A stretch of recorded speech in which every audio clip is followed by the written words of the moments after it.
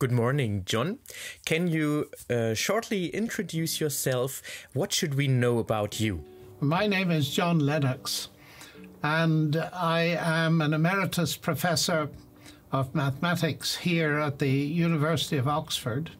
I'm also an emeritus fellow in mathematics and philosophy of science at Green Templeton College, and I've been in Oxford for the past 25 years or so. I also have an attachment to the business school in Oxford, where I run seminars as an associate fellow. But essentially, I am basically an author and spend quite a lot of time writing books, particularly on the interface between science, philosophy, and religion. And at the same time, doing a lot of Zoom conversations and interviews around the world. How would you define suffering? Well, of course, I'm sitting in Oxford, and the Oxford English Dictionary suggests that suffering is having something painful or unpleasant inflicted upon you. And that can either be physical, as in illness or violence, pain, disease, or it could be mental suffering. If you hear, for example, that a friend has just died that's close to you, you will suffer mentally. So there are basically two sources of suffering, the physical and the mental. So why is there suffering, in your opinion? Well, at the physical level, I think it's important to realize that suffering is at the first level a defense mechanism. If I hold my hand a bit too near a fire, then it will begin to burn, and the nervous system will transmit to my brain through the pain that I suffer that something is wrong, so I'll pull my hand away. And in that sense, that basic mechanism is a very good thing indeed, because it saves us from destroying ourselves very frequently. So suffering is a good thing at that level. And you can go a little bit further than that. If you take someone who's a sport fanatic, they're prepared to put up with a great deal of physical suffering and pain in order to develop very strong muscles, and they know that they have to get through that kind of barrier to become experts. Of course, the problem comes when the suffering becomes extreme, and that's where the real big problems exist. Would you also make a distinction between suffering that is inflicted from human beings and natural sufferings? There are two sources, it seems to me, of suffering, and it's very important to distinguish them. There are the things that people do to others to make them suffer, violence, genocide, and all that kind of thing, where humans are directly responsible for the pain and suffering. But then there's suffering that's caused by nature itself. For example, earthquakes, tsunamis, cancers, COVID, etc., etc. And we often call that natural evil. So there are those two, and we can see that moral evil can often lead to natural evil. For example, greedy business people can deforest a country, and that leads to desertification and famine and all that kind of thing. So that moral evil is at the base of something that turns out in the end to be natural evil. But it's also important, it seems to me, to recognize not only these two different sources of suffering, but there are two different ways in which we perceive suffering. There is the viewpoint of the sufferer, and there's the viewpoint of someone who's observing it. Take the COVID situation, for example. It is one thing to be suffering from COVID and being in an emergency situation in a hospital, maybe even dying. It's another thing to be the doctor that's observing it and treating it. And those two perspectives, we need to bear them in mind, because it gives rise to two different kinds of question about suffering. There's the existential problem. That is, I'm in pain and I ask the question, why? The other is, I'm observing pain. How do I treat it? What does it mean? And so there are intellectual questions and there are existential and pastoral questions, and often we need to separate them from one another, because often if a person is suffering intense pain, they don't want to talk about philosophy. What about natural disasters? Why are there things like COVID, earthquakes, and tsunamis? If there is a good God, why do you think there are these natural disasters which often kill more people than moral evil? We're looking at two scenarios. The problem of moral evil, and C.S. Lewis called natural evil the problem of pain. So we're distinguishing those two questions. And it is very clear that the problem of pain is the harder of the two. It's not that the problem of moral evil is not difficult. It is difficult because it raises the question for a theist, why couldn't God have made people so they don't commit moral evil? And we might come on to that in a moment. But the problem of natural evil is more difficult in that it seems that the universe, which is neutral, is not so neutral when it comes to imposing pain. And it's very complex to my mind for the following reason. Let's take first earthquakes. I arrived in New Zealand some years ago, a few days after the earthquake that hit New Zealand, and many people died. And I was reading quite by accident on the plane going out there about tectonic plates. Now, the Earth has tectonic plates, and geophysics tells us that these are essentially swimming on a magma, and they move with respect to each other. And those movements cause earthquakes. And the problem is when people build houses on top of the divides between the boundaries between those tectonic plates. Well, so far so good, but the intriguing thing I discovered, and I've checked it with geophysicists subsequently, is that the movement of the tectonic plates is essential for our atmosphere. In other words, if the tectonic plates did not move, we would not exist. So here's the complexity of the situation. In order to have life as we know it on Earth, you need tectonic plates, so far as we understand. But they can give rise to serious damage and many people dying, earthquakes, tsunamis, and this kind of thing. Now, you could argue, of course, that people oughtn't to build houses in earthquake areas, but then they don't always know that. So if we look at it this way, I find it helpful to think of fracture. The problem of moral evil is a fracture in human nature. People do bad things. But now the problem of natural evil or pain is a fracture in nature itself.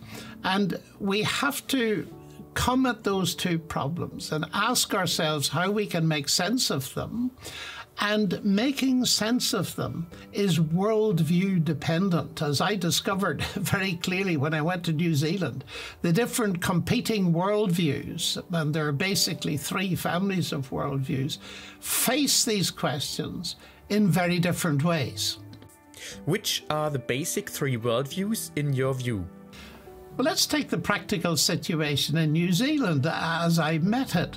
The first was that you get atheists saying, well, that just shows us that God doesn't exist and he doesn't care. And granted, that's just what you'd expect. If, as Richard Dawkins is wont to say, the universe is at base just what you'd expect it to be, that it's blind, impersonal forces. They don't know what they're doing. And so things can get completely out of hand, and we shouldn't expect anything else. So that's one viewpoint. And it raises questions that I can come to in a moment if you wish. But then there are people of a more pantheistic point of view. And they argued, and I heard them argue it, that this kind of pain is caused by karma. And if people suffer in this life, that's because they've done something wrong in a previous life and they're suffering from karma. One of the consequences of that is, of course, if you then try to alleviate their suffering, you may be making it even more difficult for them in a future incarnation. It's a pretty awful viewpoint, but there it is. Many people took that viewpoint. And then there were Christians who reacted to the situation and quoted one of the Psalms that says, we shall not be moved even if the mountains fall into the sea. And they found comfort in Scripture. And so you have three sets of problems. Does the atheist point of view make sense? Does the pantheistic view make sense? Or does the theistic view make sense? And I would want to say that most people sit in one of three major worldview families. There are variations, of course.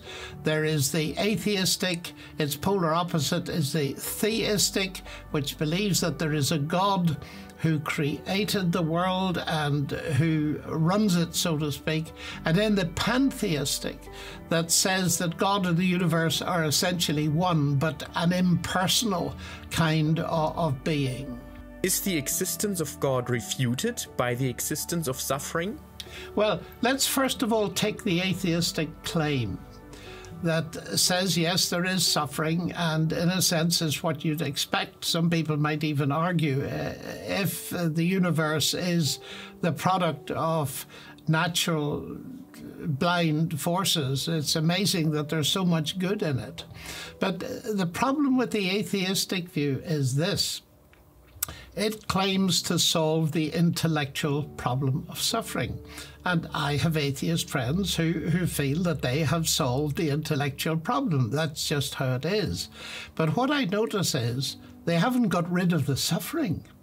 Atheism doesn't get rid of the suffering. And it could be argued that atheism can make the suffering far worse because it has no existential answer to the problem of suffering. It just says that's hard luck. If you're suffering, that is your hard luck. But there's an even deeper problem.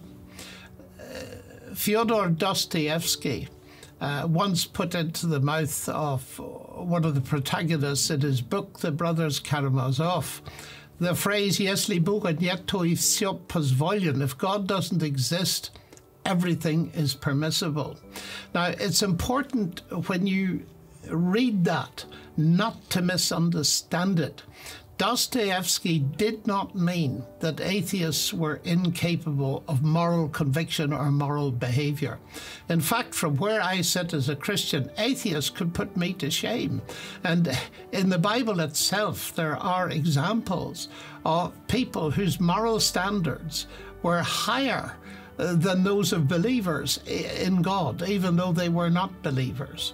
And the reason for that, from where I sit, is that all of us, whether we believe in God or not, are hardwired to be moral beings so that we do have moral standards.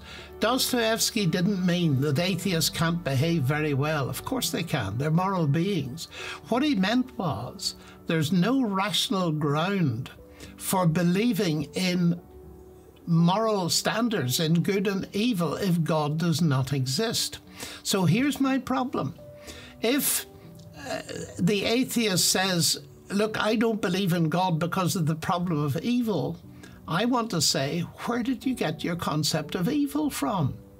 Because if the universe is just the result of blind forces, how do you get morality from that kind of basic worldview conviction? And the answer is that you cannot. There was a famous philosopher, an atheist philosopher called J.L. Mackie here at Oxford. And he once pointed out that if there are any absolute moral standards, then you can argue very quickly that there must be a God. He didn't believe in God himself, but he could see. Now, I would want to say that all of us recognize certain absolute moral standards. I've never met any sane person that believes that torturing infants or genocide is correct. So there's something that we would be prepared to say is absolutely wrong. So here we have a dilemma with atheism, and I don't see any solution in atheist philosophy to it. And that is, here I am as a moral being. I will condemn evil. I find the problem of pain very difficult because I recognize evil as a moral being. But then, if I go down the atheist route, I have no grounds for recognizing moral standards. So it seems to me atheist solution isn't a solution at all. How can you believe in an almighty and good God when there is so much suffering around us? There's a very ancient problem. Epicurus raised it, Lucretius raises it, and David Hume famously raised it, the 17th century Scottish Enlightenment philosopher. And the idea is simply this: if God is absolutely good and is absolutely powerful, then evil of this kind simply should not exist. And this is a very understandable question, and as a student I can remember discussing it and arguing about it. And the interesting thing is such arguments never seem to result in anything positive. We never seem to get to a solution. So how do I think about such a thing?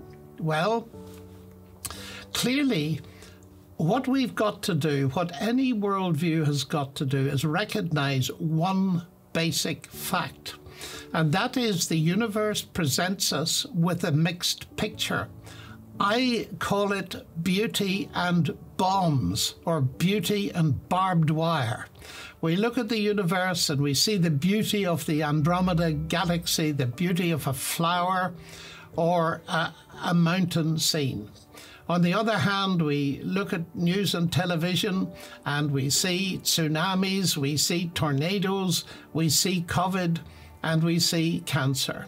It is a mixed picture. And any worldview worthy of the name has got to face that mixed picture. So here's the question I ask myself. Granted that it's like that, and we argue about God, surely an all-powerful good God should have, would have, could have, might have done X, Y, and Z, and we get nowhere. Then the mathematician in me tells me that it is quite possible that I'm asking the wrong question, that you get nowhere with that question. I've never met anyone who did. So I have a different question, but it's equally difficult. I'm not simplifying the question, I'm just changing it. And the question is this: granted that it's like that, that you've got beauty and barbed wire, beauty and bombs, is there anywhere any evidence that there exists a God who has revealed himself in such a way that we could trust him with this problem? Now, that's a hard question, but I believe that there's a way into that question which is very helpful, whereas there's no way into the original formulation of David Hume or Epicurus. And so what is the way in? The way in is something that's absolutely fundamental to Christianity, and that is the notion of a suffering God. A God who came into our world in the person of Jesus Christ and who himself suffered. Now, taking that, let's go to level one. Level one is this, and I always say to people, look, before you reject the Christian explanation, please listen to it, because I fear that many people reject Christianity without ever having listened to its what it has to say. Now, I'm not proposing a solution to this question. That would be naive. I have no simplistic solutions. But what I believe I do have is a window or a door into a possibility of coming to something that at least will give us some existential hope. And that is this, that the fact, the central claim of Christianity is that Jesus Christ is God become human. Now, that is a staggering thing, and I believe it as a scientist, as a professor here in Oxford, and I've argued strongly for that in other films and in my books. But just think for a moment, if that is true, if Jesus is God, then the cross that stood in Jerusalem 20 centuries ago raises the question, what is God doing on a cross? Now, if that is God, it certainly means at the very least that God has not remained distant from human suffering, but has become part of it. Now, that is a staggering advance, it seems, that somehow God understands this. That's step one. Now, step number two is this, and it brings us back to the ultimate fear that lies behind any suffering. If I'm told that I've got a terminal disease, then the spectre that covers all of my thinking from that moment on is the spectre of death. Now, if Jesus had remained on the cross and just died and been buried as he was, and we heard nothing more about him, we'd have heard nothing more about him. But here now comes the big thing that on which everything else turns, and it changes everything, and that is the resurrection of Christ on the third day. Now, that means, of course, that the death barrier has been broken. And to my mind, that changes everything.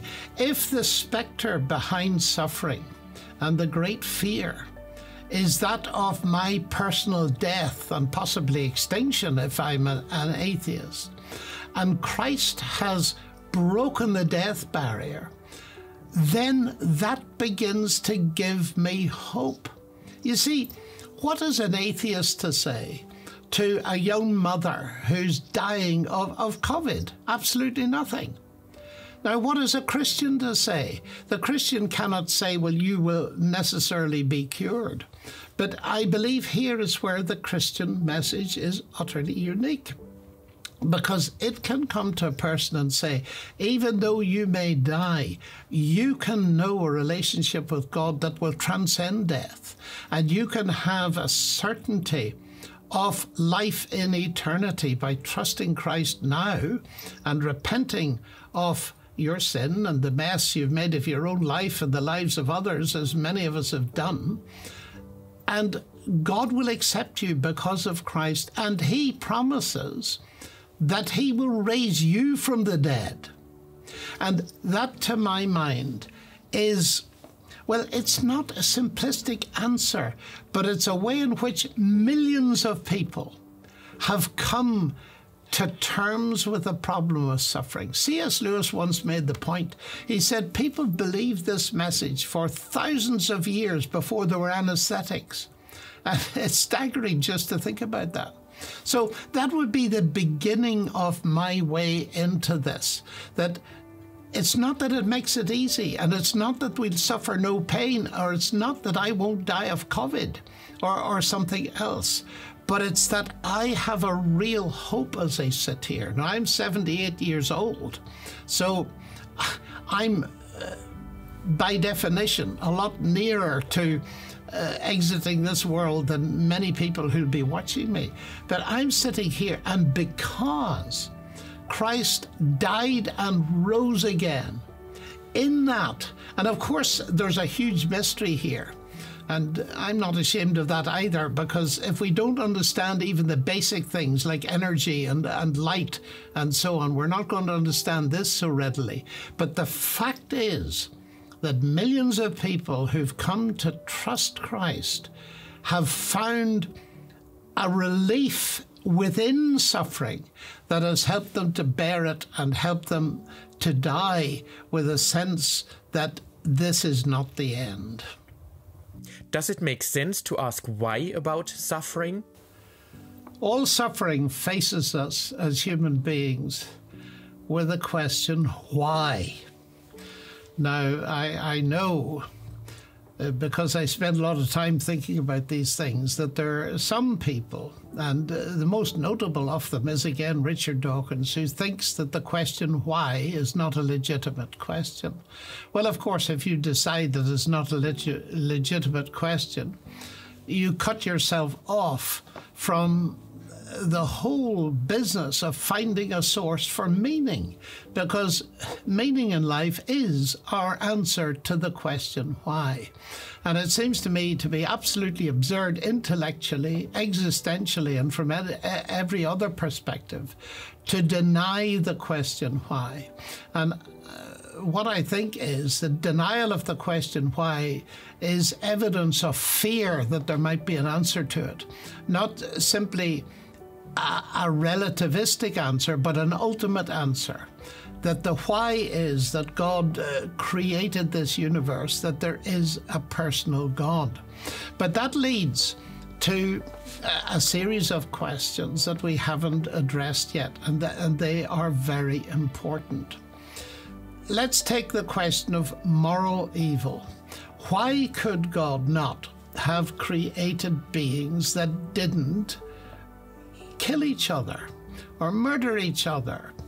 Why could he not have done that? My answer to that may surprise some of you. Of course he could. We can make beings that are non-moral.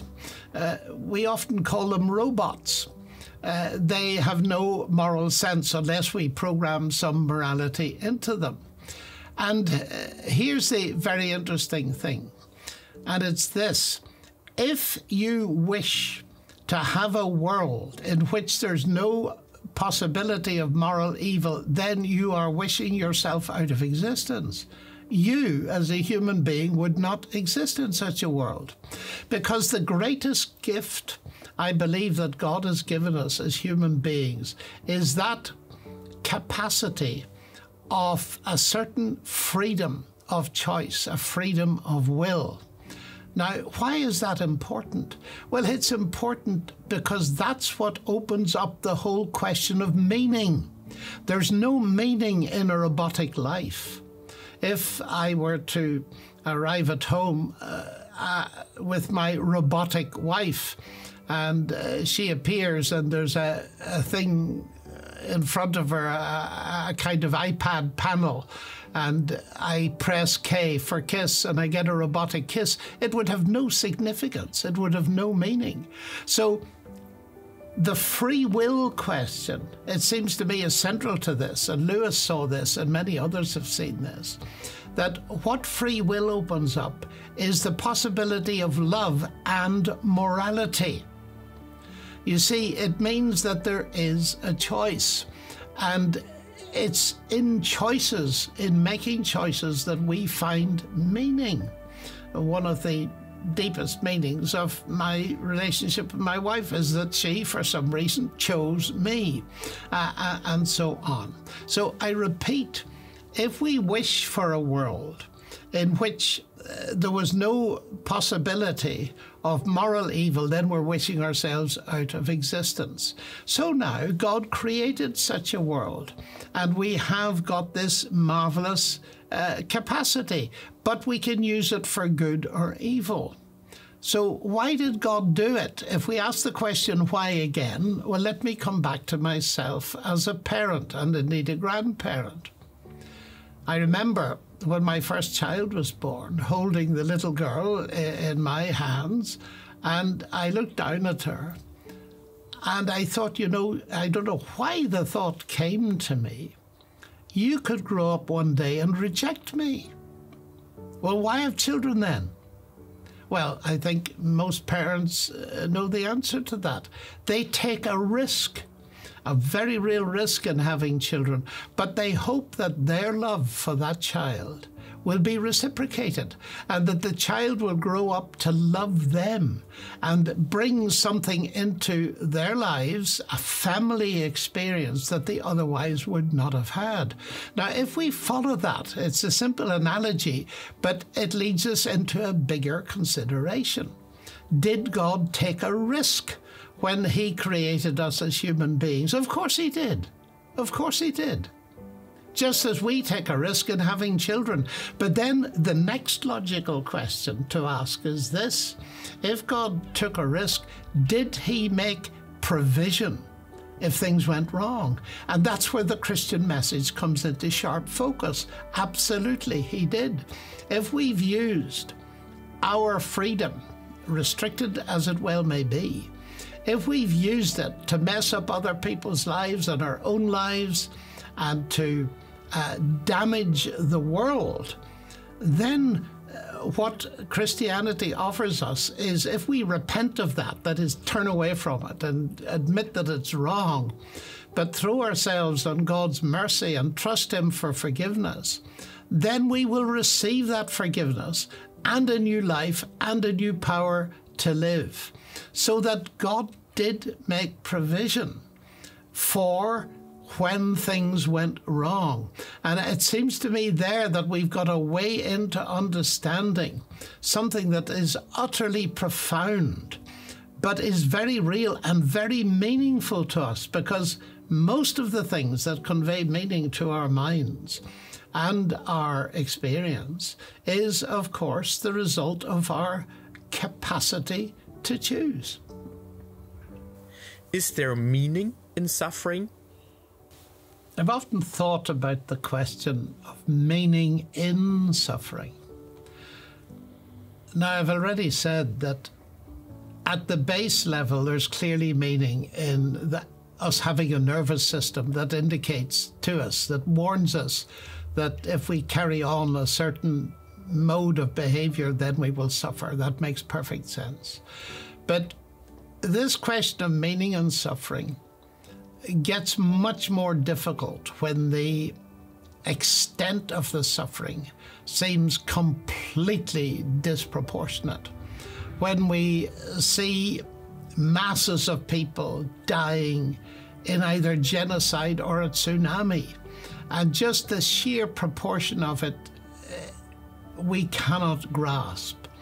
And this is a very hard problem. And I should have said earlier on that suffering is the hardest problem I face.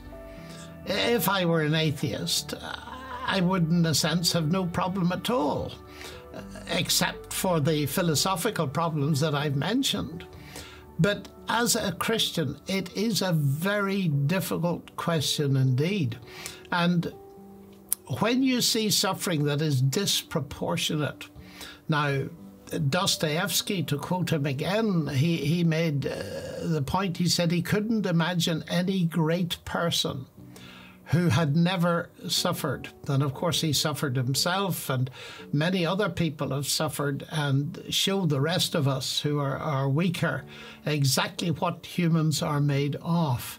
Well, we can begin to understand that in the case of individuals, but what is so difficult is to understand the genocides that have happened in history, or the mass killings. And that leads me back to my key hard question. And it is, granted that it so is, there's bombs and barbed wire and beauty, there's beauty and horrific suffering. Is there any evidence anywhere that there is a God whom we could trust with it? In other words, can we trust God with this apparently disproportionate suffering? Well, if atheism is the solution, then there is no solution, full stop. But it seems to me that Scripture gives us a real hope, since death is not the end. What we cannot necessarily see is what God does with people, especially people who suffer innocently. And I risk saying this, and you may feel that this is going too far, but I sometimes think, as I get older and see the grace and the wonder of what God has already done in many people's lives, that if we could see beyond the death barrier, if we could see into eternity, and if we could see what God has done with those who suffered in these disproportionate killings, the killing fields, the genocides, and all this kind of thing, we just might not have any more questions to ask. What evidence do you have that there is an eternity after death? Well, the central thing, of course, would be that we face the claim that Jesus was God. The evidence that he was God is that he rose again from the dead.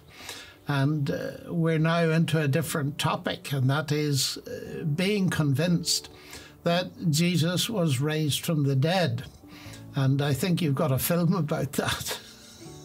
So can you give us one or two basic arguments why there is good evidence for the resurrection of Jesus? The evidence for the resurrection seems to me to focus on several things. First of all, there is clear historical evidence, even from outside the New Testament, that Jesus died, he was crucified, he was buried. In fact, it's amazing what ancient historians agree on concerning the historicity of what is claimed in the Gospels.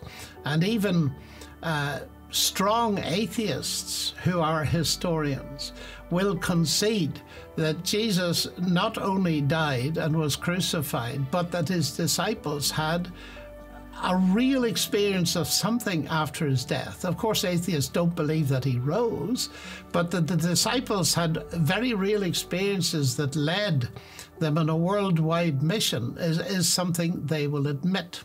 So one of the evidences of the truth, I believe, of the resurrection is that the tomb was found empty. The first people to spread out a rumor of a resurrection were not the Christians, it was the Jewish authorities, because there was rumors in Jerusalem that the tomb was empty and nobody produced the body. And of course, if the body was still lying in a known tomb, and it was a very well-known tomb, it belonged to an MP, so to speak, so there was no question of what tomb it was, then they could have scotched any rumor of a resurrection, but nobody produced the body. What happened was that when the early disciples announced that Jesus had risen from the dead, there were many witnesses, that, including the disciples, who spoke to him, met him, talked to him, ate with him after his resurrection. And on the day of Pentecost, when Peter stood up to preach, there was such power in that conviction, because Peter was arguing to Jews from their scriptures, what we call the Old Testament or the Tanakh.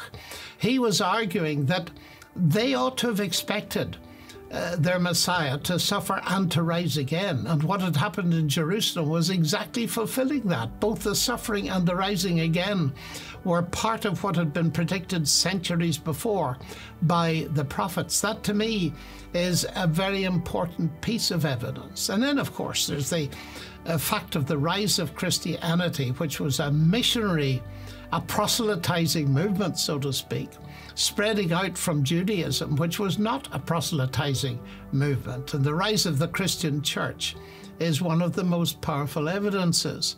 Now, of course, you can investigate this from the perspective of ancient history, but it seems to me that the existential investigation is equally important.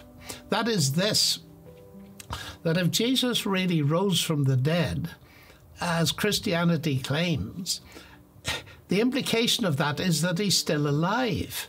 It's not that he rose from the dead and that's that. He rose from the dead and he's still alive and has the power in his risen in his resurrection, now in heaven, in the world that we don't see, to change people's lives. And here's one of the things that personally weighs greatly with me, because I've seen it happen so many times in my own life and in the lives of others.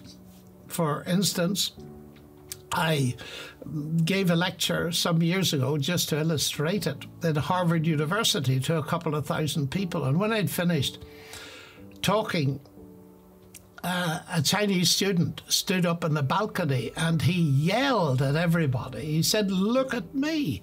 And we all looked at him, of course. And I said, "Why should we look at you?" There was dead silence. And he was radiant. He said, "6 months ago, Professor Lennox, I heard you speak in the University of Pennsylvania."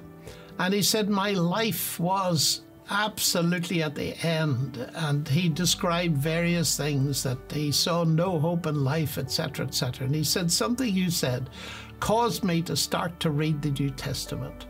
And in the end, he talked to some Christians and he said, "I became a Christian. Just look at me."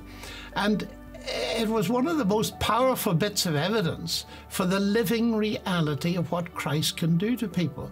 And to my mind, this presents a consistent picture. Christ's claim is, if I repent and trust him, then I will receive various things. I'll receive forgiveness. I will receive peace with God. I will receive a new power to live. And that may convert me from a drug addict to someone who has food on the table, or can hold down a job and all this kind of thing. Now, when you observe that many times over, and you meet people, and 6 months ago they were in a mess, and you say, "What's happened to you?" Because they're transformed. And they may say something like, "Well, I became a Christian," or "I met Jesus," or "I got converted," or "I was born again." They may describe it in different ways. But what they are saying and evidencing is that Christ is alive and has the power to change them. Well, you see that a number of times, many times in my case. You add 2 and 2 and you get 4. This is, to my mind, the crowning evidence of the resurrection of Christ. And incidentally, for many of those people, it has brought them out of self-inflicted suffering and given them a reason to live so that they can face and help the suffering of other people. What would you say to a friend who suffers from an incurable disease? I've had friends in life who have had incurable diseases. What would I say to them? Well, this is a generic question. And generic questions have their own inbuilt problems. First of all, it depends entirely who the friend is. This is an existential question, and therefore the answers are pastoral answers. And it depends very much on their temperament, their psychological makeup, and all the rest of it. If they are a Christian, sometimes one has to talk to them to get them to accept that they may well die of this. Because there are certain strands of Christianity where well-meaning people will talk to such a person and say, "Well, if you pray hard enough or you believe hard enough, then you'll be cured." And the danger of that is that although God can cure, he doesn't guarantee to do it. The Apostle Paul himself had an eye disease, and he prayed to God about it. And God's answer to him was, "My grace is sufficient for you. You have to bear this pain and suffering. It's not going to be cured." So there's a real pastoral thing there to get people to see that, yes, God has the power to cure them. He may do something. But on the other hand, one out of one of us will die unless Christ comes in the meantime.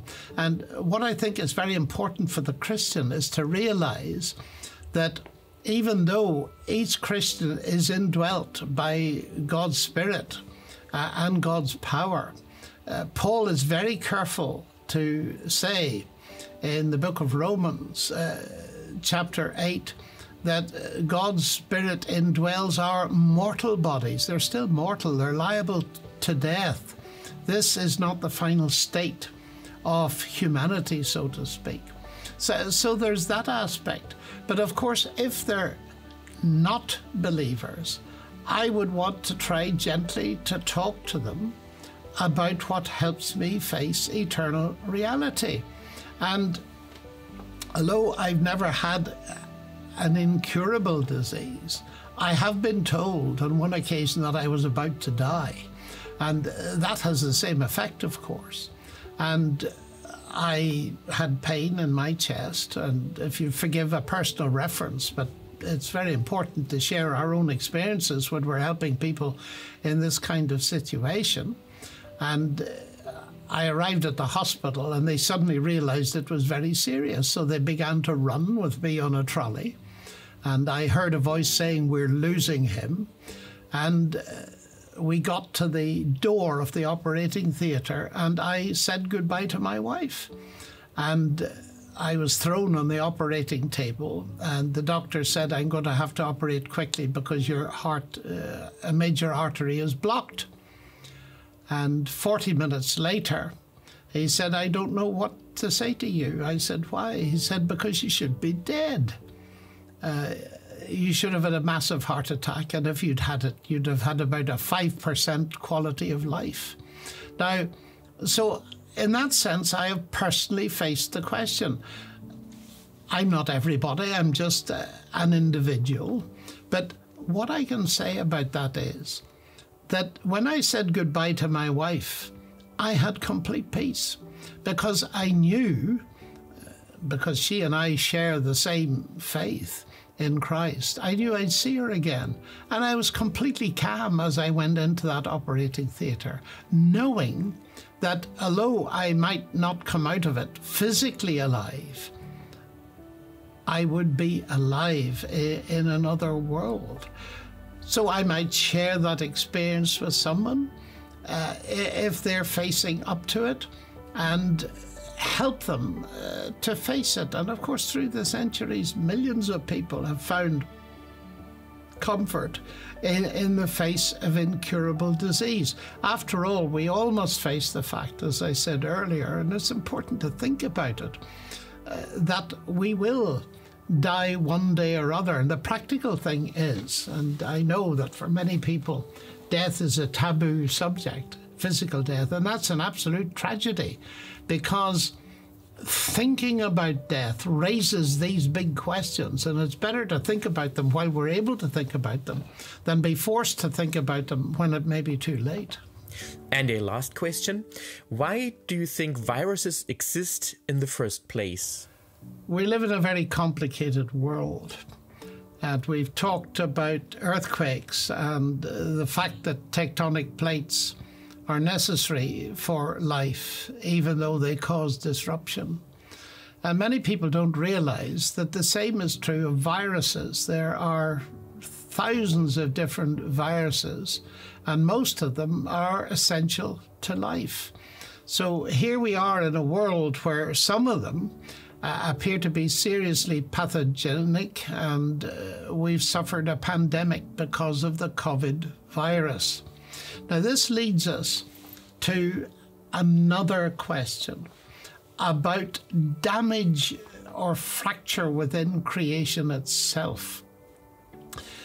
Think about the tectonic plates.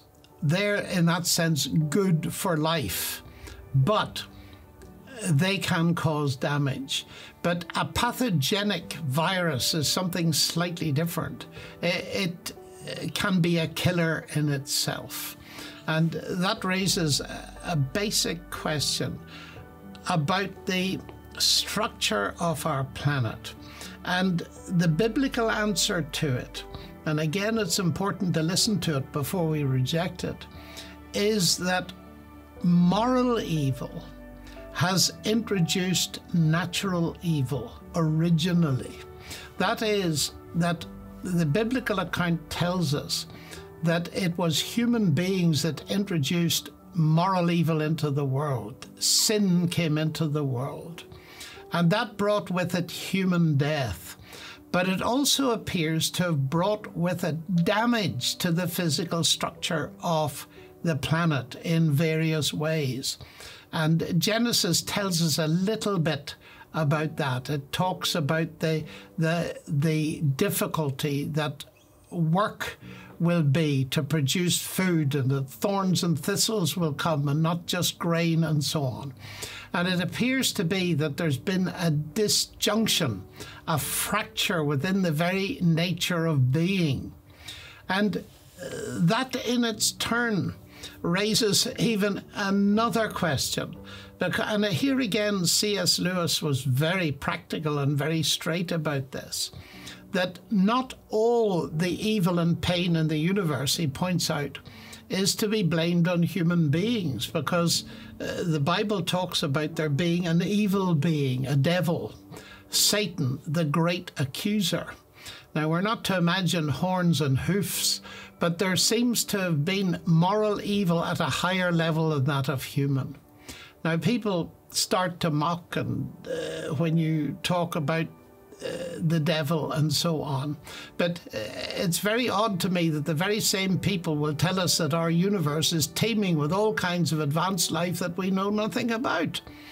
It's only when the Bible claims that there are other kinds of life, that there are angels and demons, and that there is a devil, that they begin to mock. And that is actually not very intellectually consistent.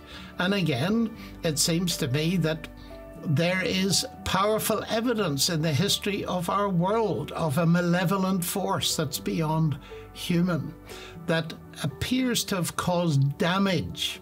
And it may be that we've got to take that into account when it comes to thinking about the whole orbit of things like pathogenic viruses and all kinds of things. I found C.S. Lewis's exposition in his book, The Problem of Pain, very, very helpful on this. Now, again, it seems that there are things to which we do not have satisfactory answers. And I myself will go into eternity with many questions left. And how can I possibly do that? Well, I can do that because, not that I know all the answers, but I believe I've come to know someone who is the ultimate answer and who will clear things up in the end, but not necessarily on this side of death. Thank you very much, John. That was a fantastic interview.